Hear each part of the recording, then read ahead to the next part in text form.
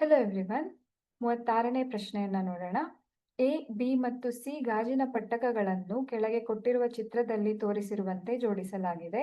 A ಪಟ್ಟಕದ ಮೂಲಕ ಬಿಳಿ ಬೆಳಕಿನ ಕಿರಣವನ್ನು ಹಾಯಿಸಿದಾಗ ಪರದೆಯ ಮೇಲೆ ಬೆಳಕಿನ ರೋಹಿತ ಉಂಟಾಗುವುದೇ ಕಾರಣ ಕೊಡಿ. ಇಲ್ಲಿ ಎ, ಬಿ, ಸಿ 3 ಪಟ್ಟಕವನ್ನ ಜೋಡಿಸಿದ್ದಾರೆ.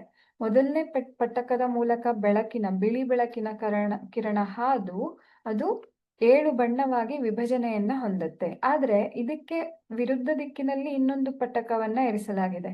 ಯಾವಾಗ ಬೆಳಕು ಅಂದ್ರೆ ಬಿ ಪಟ್ಟಕದ ಮೂಲಕ ಹಾದು ಹೋಗುತ್ತೋ ಮತ್ತೆ ಆ 7 ಬಣ್ಣಗಳು ಸೇರ್ಕೊಂಡು ಸಂಯೋಜನೆಗೊಂಡು ಒಂದೇ ಒಂದು ಬಿಳಿ ಕಿರಣವಾಗಿ ಹೊರಹೊಮ್ಮತ್ತೆ.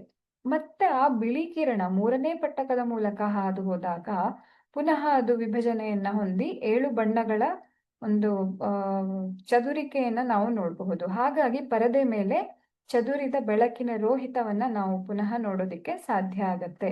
ಇಲ್ಲಿ ಬರೀ 2 ಇದ್ದಿದ್ರೆ ನಮ್ಗೆ ಬಿಳಿ ಬಣ್ಣ ಸಿಕ್ತಿತ್ತು. ಆದ್ರೆ 3ನೇ ಪಟ್ಟಕ ಇರೋದ್ರಿಂದಾಗಿ ನಮ್ಗೆ ಇಲ್ಲಿ ಮತ್ತೆ ಅದು ಆ ಬಿಳಿ ಬಣ್ಣ ವಿಭಜನೆಯನ್ನ ಹೊಂದಿ ಅಥವಾ ಚದುರಿಕೆಯನ್ನ ಹೊಂದಿ ಏನಾಗತ್ತೆ ಪರದೆಯ ಮೇಲೆ ಬೆಳಕಿನ ರೋಹಿತವನ್ನ ನಾವು ನೋಡೋದಿಕ್ಕೆ ಸಾಧ್ಯ ಆಗತ್ತೆ.